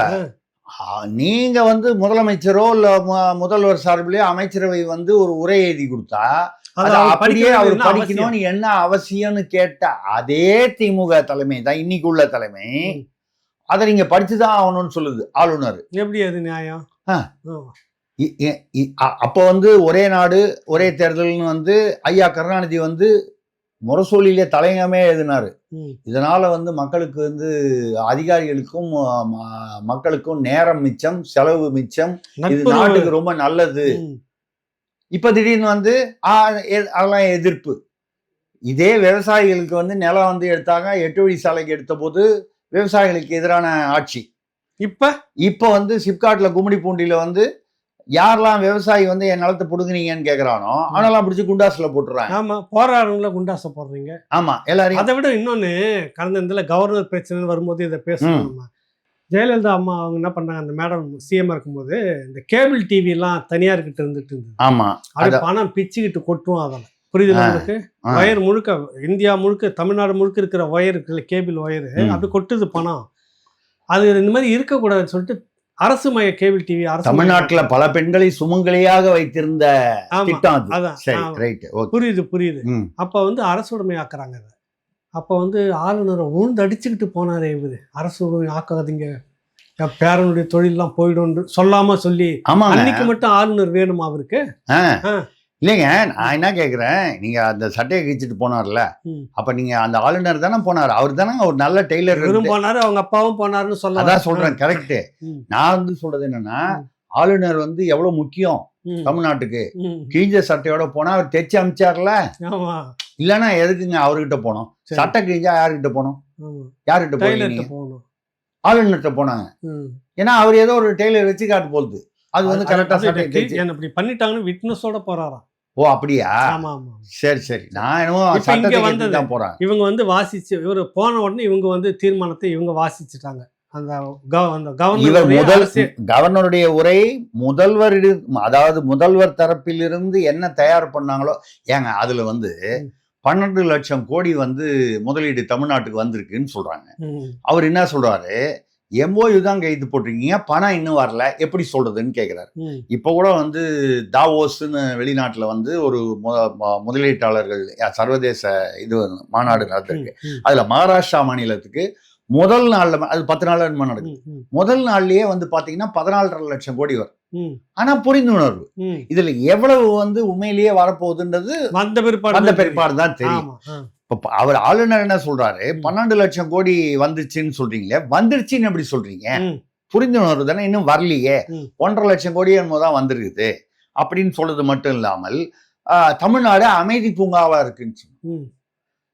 இப்படி சொன்னா உலகமே வந்து கை கொட்டி சிரிப்பார்கள் அப்படின்னு ஒரு பாட்டு வரும். சிரிச்சுக்கோ, எங்களுக்கு என்ன இருக்குது? ஆமா, ஆ. அந்த மாதிரி வந்து அந்த மாதிரி சிரிக்குமே. சிரிக்கிறாங்கன்னு இல்ல, அசிங்கப்பட்டு எனக்கு என்னன்னா ஆளுநருக்கு வந்து தமிழ்நாட்டை பார்த்து மற்ற மாநிலங்களோ இல்ல மற்றவர்களோ வந்து கை கொட்டி சிரிப்பார்கள் அப்படின்னு இருக்கிற அந்த ஒரு உணர்ச்சி கூட நம்ம அரசுக்கு இல்லாம போயிடுச்சா? பொய்யாய் எழுதி கொடுத்துட்டு வாசிக்கணும்னு ஒரு நிர்பந்தம் வேற. ஆ. அந்த பக்கம் அவரு போன உடனே ஒரிஜினல் இருந்தா நான் இறக்குறேன் பாருன்னு ஒன்று இறக்கிட்டாரு அறிக்கை. போக்சோ இந்தியாவிலே அதிக போக்சோ சட்டம் இங்கதான், ஆமா, பாலியல் வழக்கு இங்கதான், சட்டம் ஒழுங்கு நம்ம இது வரைக்கும் சீர்குலைஞ்சு போதையினால போகுது. வந்து 2000 பேர் வந்து 20,000 பேர் இறந்த இறந்து ஏதோ ஏதோ ஒரு நாளைக்கு 65 பேர் ஏதோ கணக்கெல்லாம் தற்கொலை போட்டு செய்து போட்டு கொண்டு போதை மருந்து பழக்கத்தால் ம். அதிக முதலிடம் இதுதான். அப்புறம் வந்து 12 லட்சம் கோடி அது வந்து வெறும் சக்கரைன்னு பேப்பர்ல எழுதின மாதிரி தான் கதைன்னு போட்டு மொத்தமா கீழ்ச்சி விட்டுட்டாரு. போட்டுவிட்டார். அதுக்கு இது வரைக்கும் பதிலே சொல்லல. அதுக்கு நாங்க பதில் சொல்ல மாட்டோமே, நாங்க தான் வந்து ஆளுநரே நீக்க போறோமே. ம். ஆளுநரே நீக்க போறோம், அந்த சட்டமன்ற உரை அவர் தொடக்கன்ற அந்த சிஸ்டத்தையே நாங்க மாத்திர போறோம். நல்லது, மாத்துங்க, ஆமா, மாத்திட்டு போங்க. அது யார் எழுதினது சிஸ்டம்? ம், சட்ட அமைப்பு ம். சுதந்திர காலம் முடிஞ்ச போது அண்ணல் அம்பேத்கர் தலைமையிலான ஒரு சட்டக்குழு, அவர் தலைமை தாங்கிய குழு, அவங்க ஆமா, வடித்த ஆமா. சட்டம். ம். நாங்க ம். அம்பேத்கர் எழுதிய சட்டத்தையே நாங்க மாத்த போறோம். எங்க இருந்து மாத்துவீங்க? பார்லிமெண்ட்ல 3/2 பங்கு மெஜாரிட்டி காட்டணும் முதல்ல. இல்ல, இல்ல. இங்க நீங்க சட்டமன்றத்துல உட்கார்ந்து இல்ல. எழுதிட முடியாது, நான் திருத்த சொன்னதை முடியாது. நீங்க விட்டுட்டீங்க. ஆ. சட்டத்தையே ம். மாத்த போறோம். சேர்த்து படிங்க, சட்டத்தை ம். ஏமாத்த போறோம். ஓ, சட்டத்தை சட்டத்தையே மாத்த போறோம். அந்த இந்த பக்கம் அந்த தள்ளி. ஏவ கொஞ்சம் இப்படி தள்ளி போடணும். நீங்க சட்டத்தை சட்டத்தை ஏமாத்த போறோம். ஓ, சட்டத்தைன்றது மக்களைன்னு வச்சுக்கலாம். நீங்க ஆமா, இங்க அதான் இதுதான் நடந்துகிட்டு இருக்கு. இதான நடந்துகிட்டு இருக்கு. சரி. தினம் தினம் நம்ம வந்து மக்களை வந்து எப்படி ஏமாற்றுவது என்பதை ரூம் போட்டு யோசிக்கிற ஒரே இயக்கம் அந்த இயக்கம் தான், அந்த குறிப்பிட்ட இயக்கம் தான். ம். நமக்கு நல்லா தெரியுது. சரி, நீங்க நெஞ்சு தொட்டு இப்படி சொல்லுங்க, அப்படி கையை வைங்களா சொல்றேன். ஏ. சட்டம் இல்ல, உங்களை தான் சொல்றேன். சரிங்க, சட்டம் ஒழுங்கு நாட்டுல நல்லா இருக்கா? சட்டம் ஒழுங்கா இல்ல அப்படின்னு சொல்லிட்டு போயிடலாம். ம். ஏன்னா ம். சட்டம் ஒழுங்கா இருக்கா இல்லையா, சட்டம் ஒழுங்கு எப்படி இருக்கா, அமைதியா இருக்கான்னா, தினம் வந்து எடுத்து பார்த்தீங்கன்னா ரவுடி கேங்கு இவன் அவனை வெட்டினான், கஞ்சா வந்து வெட்டினான்னா அவரு அமைச்சர் மாசு அவர்கள் சார் வந்து அதான் அந்த மாசு சார் வந்து என்ன சொன்னாரு, ஜீரோ இல்ல. கஞ்சா. மாசுன்றதுக்கு என்ன அர்த்தம்? மாண்புமிகு சுப்பிரமணியம் அப்படின்னு இல்ல. அப்படியே வச்சுக்கலாம். அது- நீங்க மாசுன்னா நீங்க மாசு கட்டுப்பாட்டு வாரியம், அந்த மாசு ஏதோ அது ஏதோ கேக்குறீங்களா? தெரியல எனக்கு தெரியல. நான் அதெல்லாம் நம்ம மாசு ஆராய்ச்சி கட்டுப்பாட்டு வாரியம்னா இந்த மாசுக்கு கட்டுப்பாட்டு வாரியம் அங்க இருக்குது, சித்தரஞ்சன் ரோட்ல இருக்குது. ம். அது நம்ம என்ன சொல்ல முடியும்? ம். ஆனால் அதை விட்டுருங்க. ம். நான் என்ன சொல்றேன்னா, அவர் வந்து ஜீரோ கஞ்சான்னாரு. ம். 3 நாள் பொறுத்து பாருங்க. ம். முதல்வர் சொல்றாரு, போன வாரம் தான் 1 லட்சம் போதை மாத்திரைகளை பிடித்திருக்கிறோம் ம். காவல்துறை. ம். இப்ப யாராவது ஒருத்தர் தானே உண்மை சொல்றாரு. ஆமாங்க, அது இவர் யார்? ஹரிச்சந்திரன். அங்க பிடிச்சிட்டோம், இங்க காலி ஆயிடுச்சு, ஜீரோல இருக்குது. நாங்க நல்லா தான் சொல்றோம், நீங்க புரிஞ்சுக்க மாட்டேங்கிறீங்க. அதாவது நீங்க எல்லாத்தையும் பிடிச்சிட்டீங்க, ம். பட் அது வந்து விநியோகம் பண்ணது யாரு? ம். அவருக்கு தானே ஷீல்டு கொடுத்தீங்க. ஆமா. அவருக்கு தானே ஷீல்டு கொடுத்தீங்க. ம். காவல்துறையில வச்சு ஷீல்டு கொடுத்தீங்களா மாரத்தான்ல? ம்.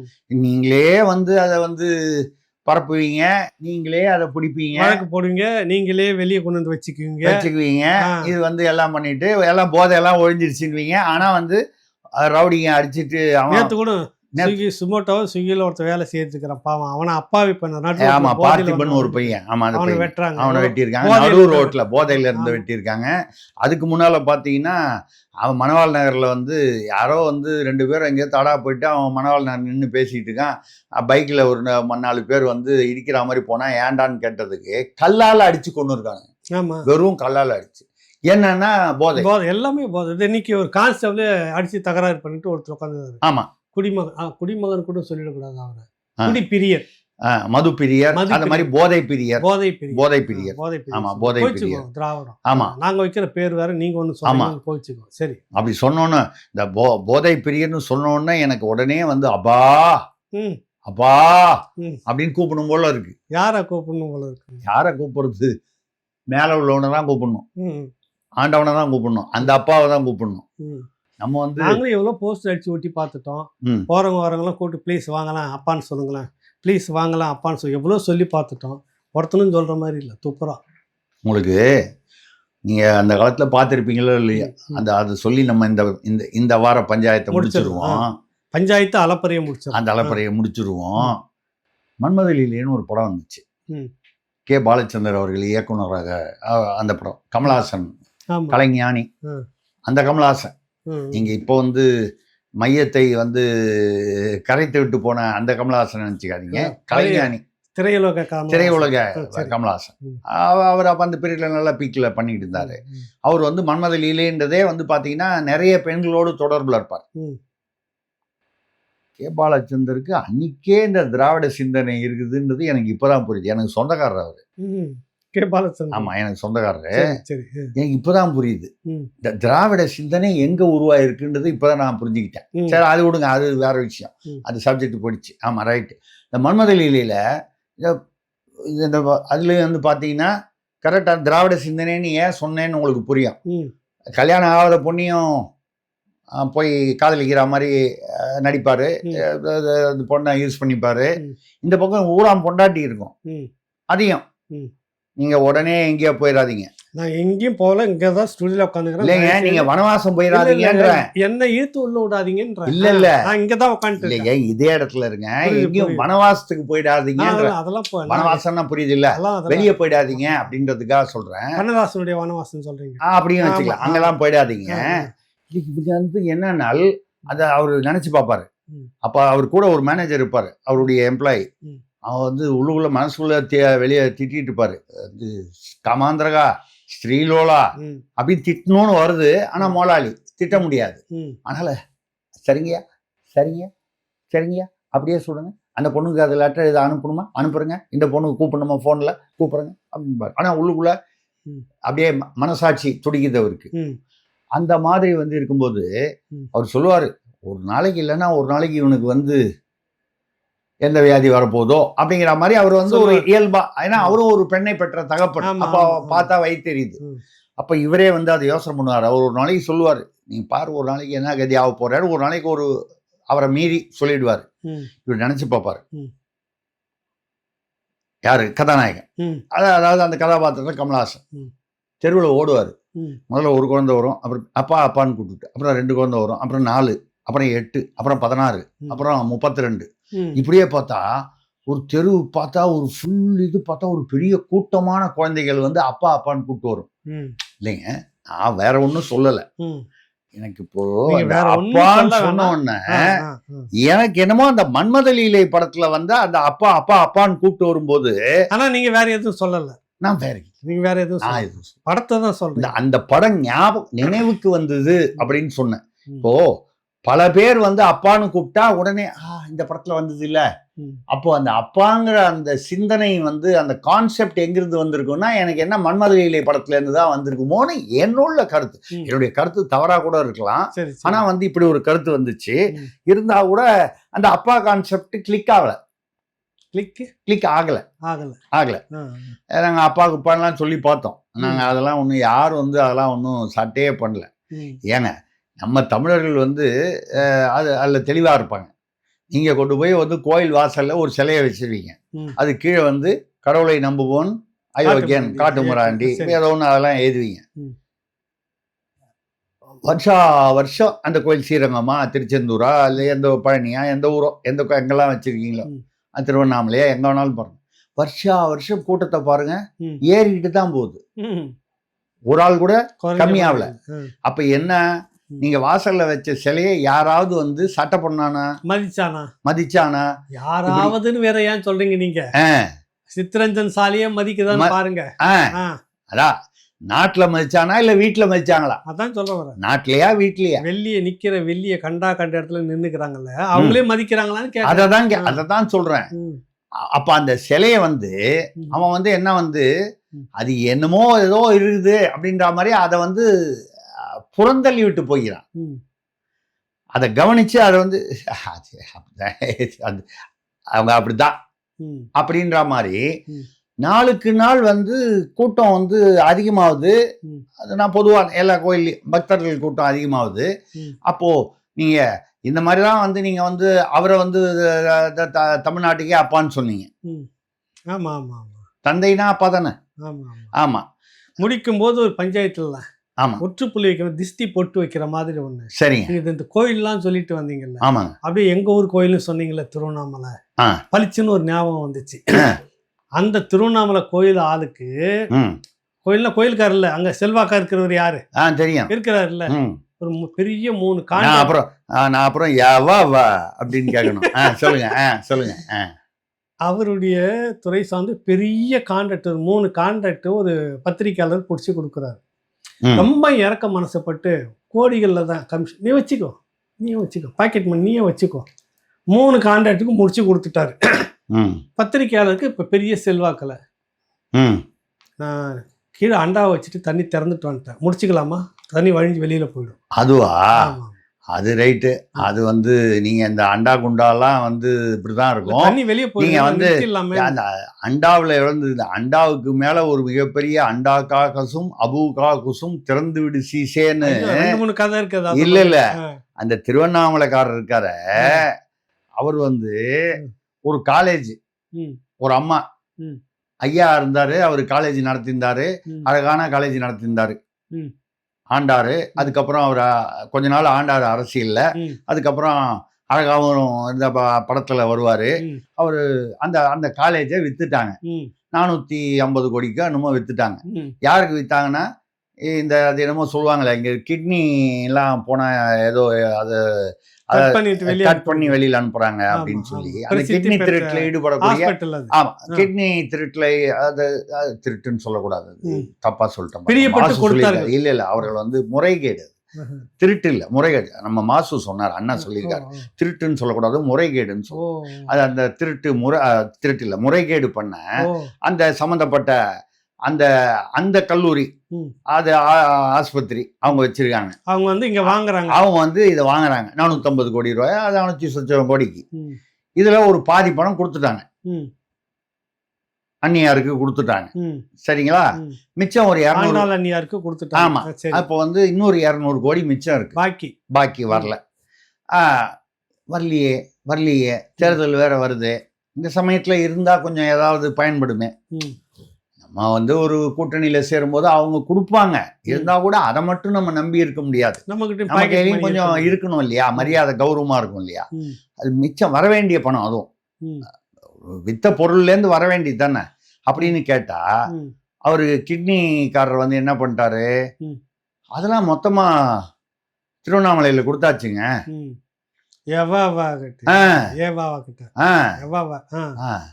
நீங்க எவங்கிட்ட கொடுத்தீங்க அப்படின்னு இவங்க கேட்க, அவர்கிட்ட தான், நீங்க சொல்றவரு அவர்கிட்ட தான் நாங்க கொடுத்துட்டோம்னு சொல்றாங்க. அவர் வந்து என்ன சொல்றாருன்னா, ஏங்க அவர் தான் கொடுத்துட்டேன்றாரு, எங்க கிட்ட கொடுக்காம நீங்க வச்சுட்டீங்க, ஏதோ அவருக்குன்னு ஒரு கமிஷன் உண்டு, அதை கைச்சிட்டு கொடுத்துட வேண்டியது தானே. சரி, நீங்க கூட்டணிக்கு வாங்க, அதுக்கப்புறமா இதை பத்தி பேசுவோம். அது வரைக்கும் இப்ப நான் பிஸியா இருக்கேன், பேச முடியாது, தேர்தல் வருது. இப்போ எழுதி கொடுத்தாச்சு, இந்த பணம் வரலன்னு வைங்க, எங்க போய் கம்ப்ளைண்ட் பண்றது? இதெல்லாம் வந்து இதுல வராது, வெள்ளையில வராது. இப்படி அந்த அம்மா மாட்டிக்கிட்டு இருக்காங்க. இப்படி ஒரு சிக்கல். இப்போ திருவண்ணாமலைன்னு சொல்லும் போது இதெல்லாம் ஞாபகம் வருது.